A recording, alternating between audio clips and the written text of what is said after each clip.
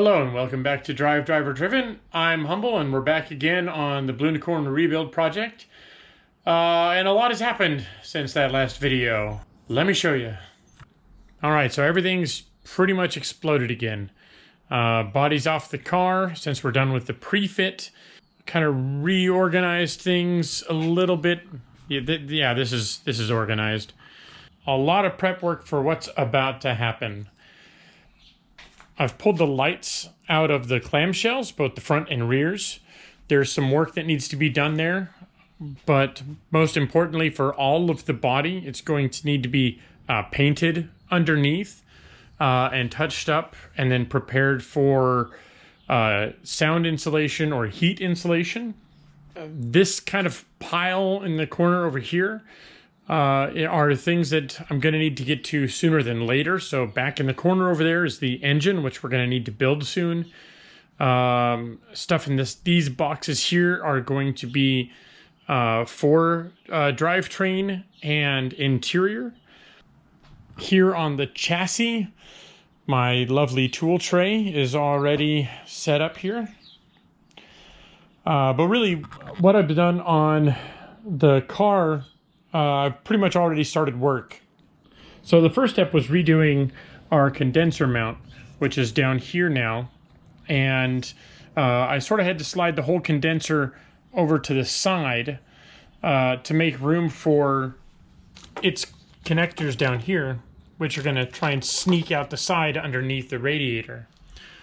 On the right side, I had to relocate the horn to the inside of the radiator divider, so it's going to live here now, which I think is the new position for the RS, or the new position for the Evolution. I've seen multiple mounting locations, either here inside of the kind of radiator opening, or there's actually a little bracket, if I move this panel out of the way. There's actually kind of a Z bracket that mounts the horn down in this area and it fires out the side. But, as you can see, I have sort of redone this panel. It's, of course, a little bent and a little wonky from removing it because it was bonded in. It's now a bolt-in piece because you have to be able to get to our lift pump, which, if I set this in place where it's going to live, it'll be somewhere right there underneath the rack, and then the battery will sit here. I still need to finish the mounts for that. It's basically 2 more riv nuts that will go on the back side, and then our lift pump assembly is set. Moving to the interior, I switched out the gas pedal, so instead of this one here, oh my goodness, did you get to go for a car ride? Did you get to go for a car ride? Oh, you're so excited. Oh my goodness, oh god, okay, oh my goodness, oh, you're so excited, Oh, careful, oh my god.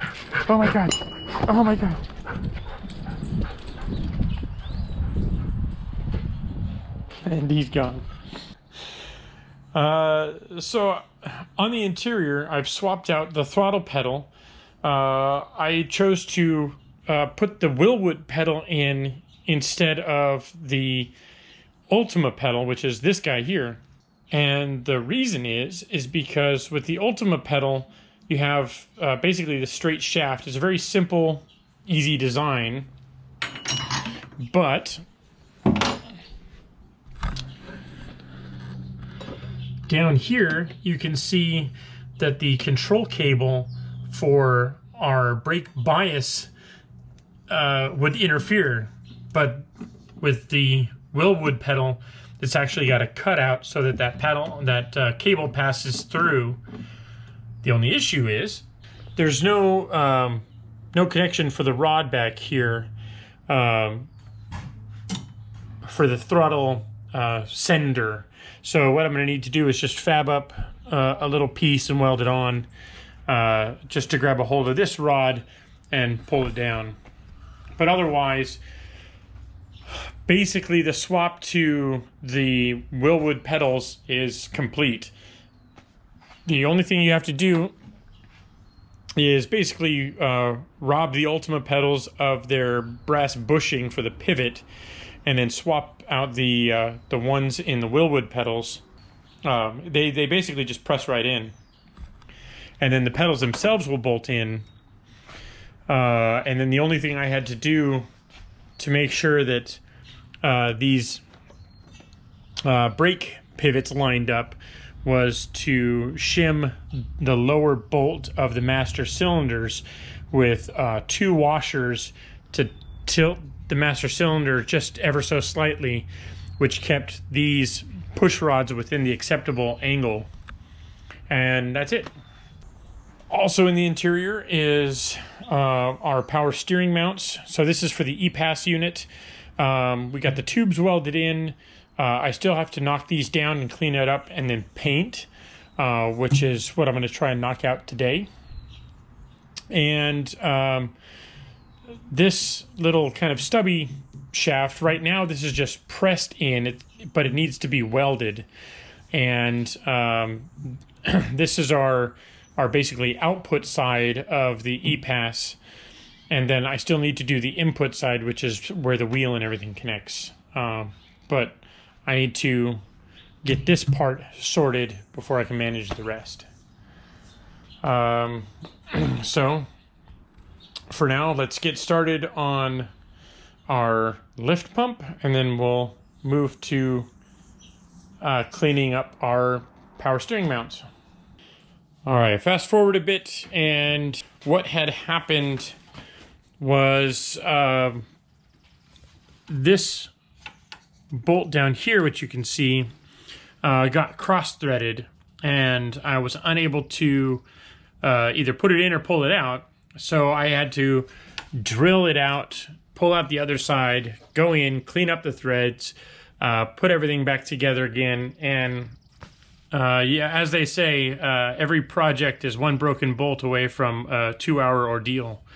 While I was doing that, I had wheeled the chassis out and decided to clean up these welds as best as I could anyway, and throw some paint on them to protect it. So I got these all painted up and letting that do its thing. Next up is here in the back of the car, I put the rear bulkhead back on, and I'm trying to place our water to oil cooler and the new spin trick, which is a de-aerator for the oil coming out of the dry sump. And the goal here is I want to get all the mounts for everything positioned and drill the holes and get it prepared before I start applying heat shielding to all the panels. That way I don't have to worry about damaging the heat shield after the fact. To do that, though, requires a little bit of work, because the panels that go here in these triangles, which are panels that I made, we need to get those cleaned up. I want to get the fuel tanks mounted so that I can have sight lines for my fuel lines and for my vent lines. And we might have to prep the engine a little bit and put the water pump on the front of it and drop it into the car, just so that we know where the water inlet and outlet positions are, to verify that our oil to water heat exchanger is oriented correctly, and that it's not too tall at the top, or doesn't interfere with the pulleys and whatnot on the front of the engine. Okay, fast forward a little bit more. Kuiper was over to lend a hand, and we sort of double teamed on the back of the car here. So let me catch you up. I have some of this gold foil in place. More to come on the gold foil and the heat shield in a little bit. It's only about a quarter of the way done because this is just sort of the lower half in this area. Over on this side, we've started on the joints, but we haven't done the main tubes. And the other thing we did was Kuiper cleaned up the sort of belly pans here on either side. And that's an optional piece that I made for my build. Typically, those aren't included in the Ultima kit. And I did it to, help clean up airflow under the car. And that's also part of the reason that I need some of this heat shielding here, is that it also traps a bunch of heat in the engine bay. At the same time, it does clean up airflow and keeps the engine bay a bit cleaner as a result of keeping air and debris out. So, there's a trade-off there. What we've done is insulated a lot of the tubing here in the engine bay. As I've mentioned before, the exhaust comes right through here, and the collector is basically right here, and then the catalytic converter is right around in this area. So it gets really super hot right in here especially. So last time I just had bare tube, and a lot of the heat from the exhaust got transferred into the chassis. And in doing all this, I'm hoping that we can reflect some of that heat away and make it a little more livable inside, because basically these tubes will just conduct all that heat into the interior. And so it would be hot to the touch where you would rest your arm or grab a hold of the roll cage trying to get out. So that being said, this is a bit of a gamble. I went with this thinner Reflecti-Gold material. There's a couple other options, again, like a more robust silver reflective heat mat, which is an aluminum or aluminized fiberglass fabric, which works better than this stuff does, but it weighs a little more. And then the next step up from there is basically a pillowed aluminum panel with that fiberglass mat behind, and that's kind of like top tier heat protection. And if this fails, I can still put that stuff in the area behind the fuel tank, and that'll be kind of a last-ditch effort. But I'm hoping that in this application of just the gold foil, that's going to be enough, and we can still stay relatively lightweight. Unfortunately, we have to stop where we're at with the gold foil here because, well, I ran out. I have this bit left, and that's just not enough to do the rest. I'll need probably, I don't know, 10 or 12 more of these packages just to do the rest, which is all the tubing, the upper and lower bulkheads, and around the oil tank, and I think that's really it. Maybe the intake, depending on how it looks. I haven't really looked at it since the fire. Next up, what we have to do is pre-assemble that guy a little bit. So this is the new engine from Texas Speed. It's been tucked away in the corner in the back of all the videos. Let's pull it out, have a look at it, and I'll tell you a little more about it. All right, doing a little prep work for the engine. Found still some carnage from the old iteration that needs to be cleaned up on the front cover. The valve covers don't look too bad for being in the middle of the fire. Even the rubber seals look okay. The intake is fine. It's just completely covered in fire retardant, so I actually need to pull this all the way apart and clean and reseal it, and I have the seals to do that. Same thing with the water pump. The water pump itself is fine. It's just kind of covered in fire retardant. And the cold air intake box, it's a little, again, dirty from the firefighting effort, and the carbon up here suffered a little bit.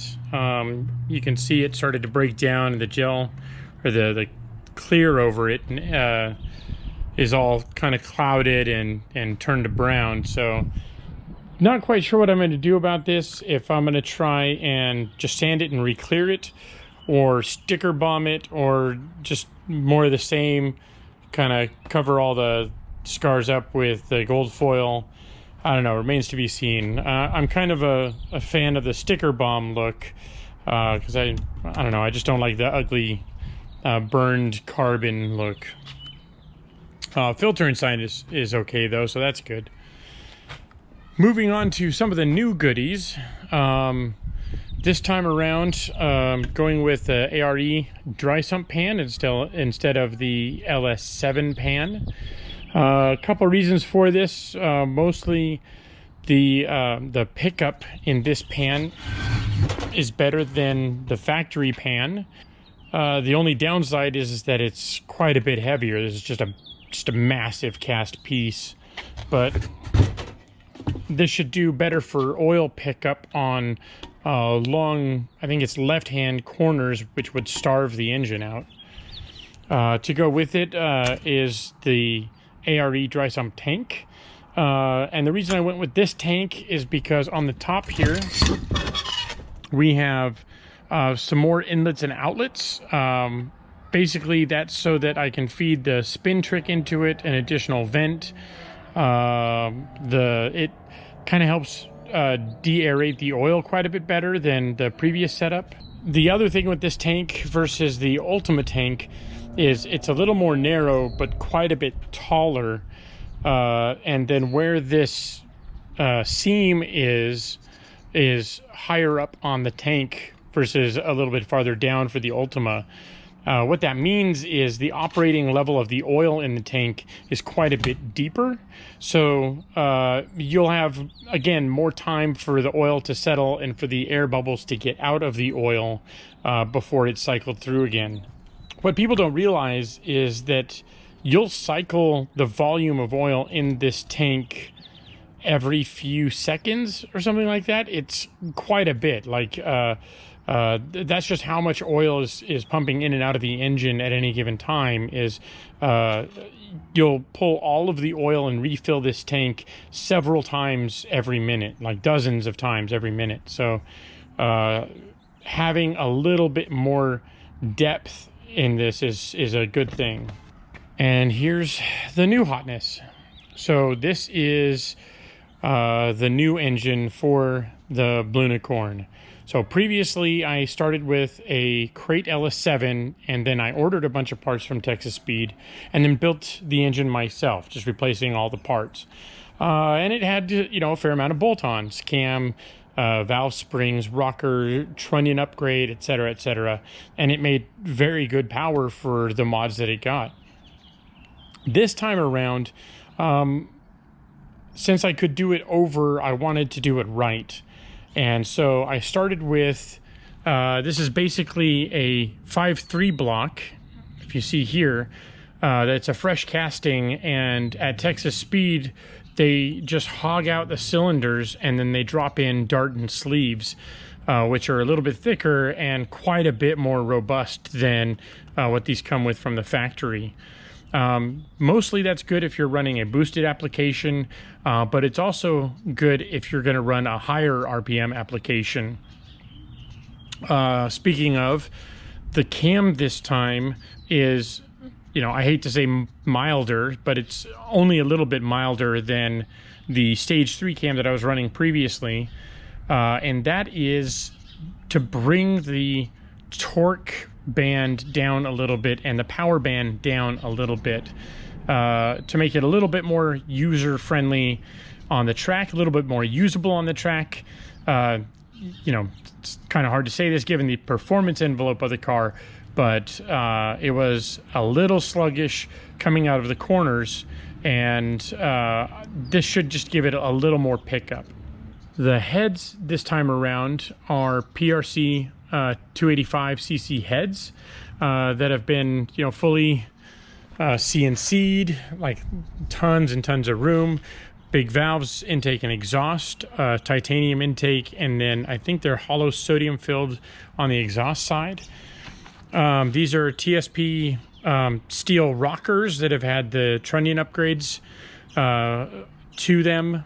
And then these are all actuated by Johnson link bar lifters, which are a fair sight better than the LS7 lifters that I had before.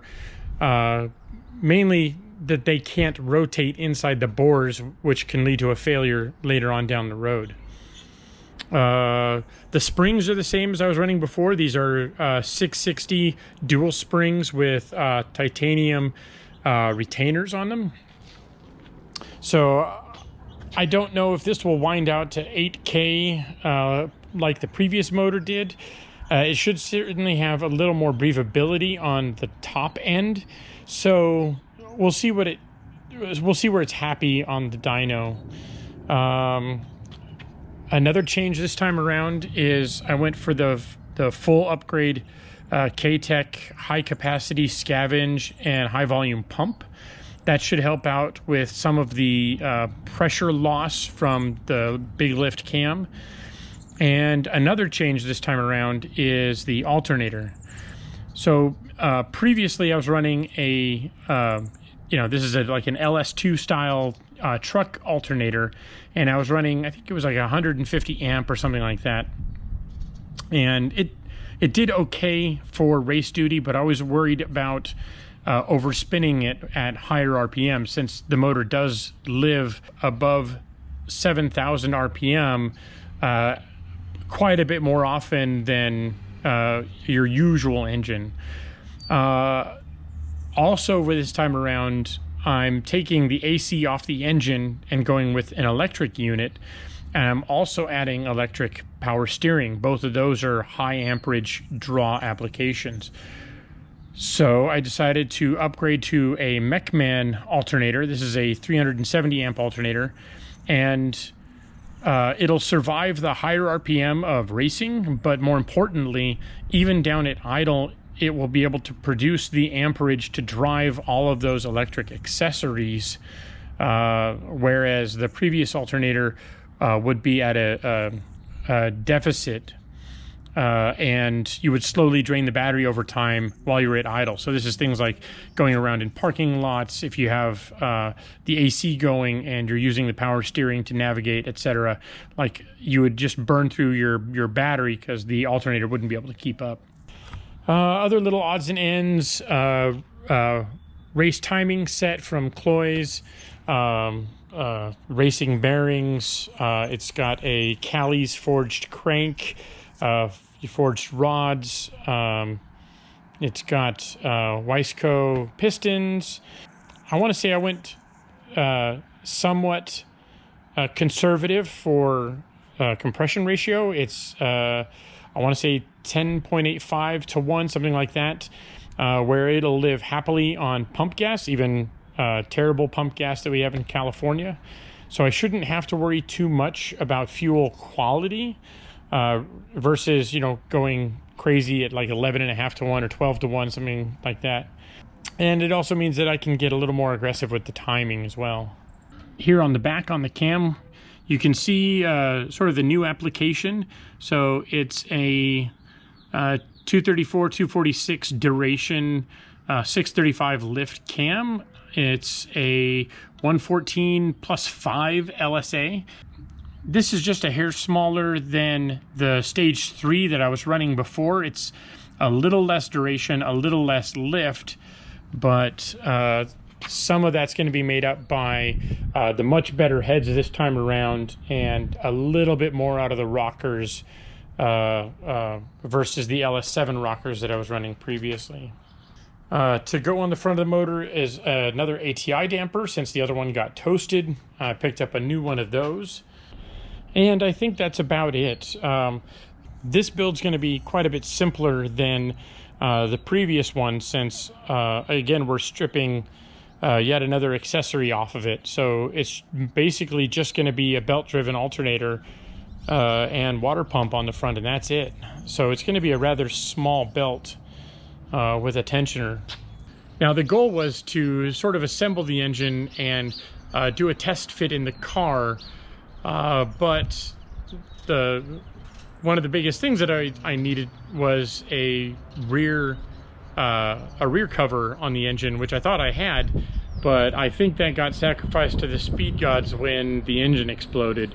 So I'm going to need to order another one of those, and I don't really want to throw it on the engine stand without putting that rear cover on first, because it's just a bear to get on there, if I can get it on there with the engine on the stand. What I can do though is I can put the valve covers on and try to clean up the rest of the accessories, so at least we can seal up the engine a little bit more. Okay, fast forward quite a bit more, and oh man, there's a whole bunch has happened. To address this, another Ultima owner was in a bit of an accident, motorsports just kind of taking its toll, so I'm shipping out the old Evolution nose so he can get his car rebuilt. So I had to take some time to get that all crated up, and this will be getting out of here next week. While I was at it, spent a little time cleaning up our intake and cold air intake, and it shined up pretty nice. There's a little bit of damage to the foil, whatever, that I couldn't clean up, but otherwise it shined up relatively nice. If I spin the intake around, spinning it around, you get a good look at the condition of the carbon here, and this is that kind of fire damage that I was talking about before. It's kind of browned this whole area, but here the epoxy itself is just breaking down. I don't know if this will sand out or not. It's broken pretty much all the way through, so again, I'm a little keen on the sticker bomb idea, just sanding this down and re-clearing it or re-epoxying it just for strength, but covering the whole thing with stickers, which is a shame because this was a really beautiful carbon box. The flip side is just to, you know, leave the scar there, and I'm kind of tempted to do that too. As far as the intake goes, I've replaced all of the sensors, replaced all the injectors, basically anything that was in the fire goes. The intake itself has been cleaned thoroughly. There was a ton of garbage and debris from the engine inside of the intake. So it basically exploded into the intake, and I found bits of piston and piston rings and you name it. So that all had to be cleaned out. Even the finest little grit in the little corners was taken care of with Q-tips. And then again, all the sensors replaced, all the gaskets replaced, everything's replaced. Anything that was in the fire that's soft materials got replaced. The intake was thoroughly checked, and it's still good. And then our runners were good and things like that. So this is all ready to go get bolted in the car again. As far as the engine goes, just kind of got carried away. Got the engine mounts bolted on, got the pan bolted on just temporarily. The front accessories are on. It's not all super tight yet, just enough that I can get it bolted into the car to start checking clearances. So you can see here kind of how much room is in front of the motor. This is it for accessories though. Like the oil tank will go here, but it's just the alternator now that's driven off the engine. Well, the alternator and the water pump as before. But onto the other side, there is no AC compressor now. It's just going to be open, which gives me a little more room to work with the spin trick here and the Mocal oil to water heat exchanger. Previously, this heat exchanger was sort of in this place, but it came up more diagonally, and then I had a loop of hose that would come back and come into the water intake. But now what I'm thinking is this time it's going to be more lateral and in line with the intake pump there. Do the same loop on the other side and come back to the intake. But this will be nicely bolted to the firewall, and I can run hose over and under. On the underside, this inlet will loop around and connect to actually this guy here, and then on the other outlet, that's just air that's pulled out of the oil, which will go up to one of the intakes on the oil tank itself. This guy is an oil inlet, and it's going to connect to one of these fittings. I'm not sure, I can't remember which is which. One of these is the outlet from the pan, and then the other is the inlet from the tank. So there's going to be a couple lines that will run through here as well. It's going to be pretty tight when it comes to plumbing. There's going to be multiple oil lines, water lines, fuel lines that will all kind of run through this area. Another thing that I haven't fit the position for is our fuel pressure regulator, but I think that's going to be mounted up here on the wall, kind of close to the tank. That way I'll be able to get my hand down in here and then down through the side to actually get to the front of the engine if I need to. So changing belts shouldn't be as hard this go around. To set the position of the swirl pot, I went by my previous measurements on the rear bulkhead because I knew that that fit well against the oil tank. Starting from there, I was able to actually scoot it farther to the driver's side, so I will need to redo this coupler. But again, that should afford me a little more room around the front of the engine if I need to do anything there, like reach sensors or wiring or anything like that. A couple of things I didn't mention on the build parts that I was waiting for is I'm still waiting for the crank scraper. The oil pan is on, but the scraper isn't. The coils came in, so I just tossed those on.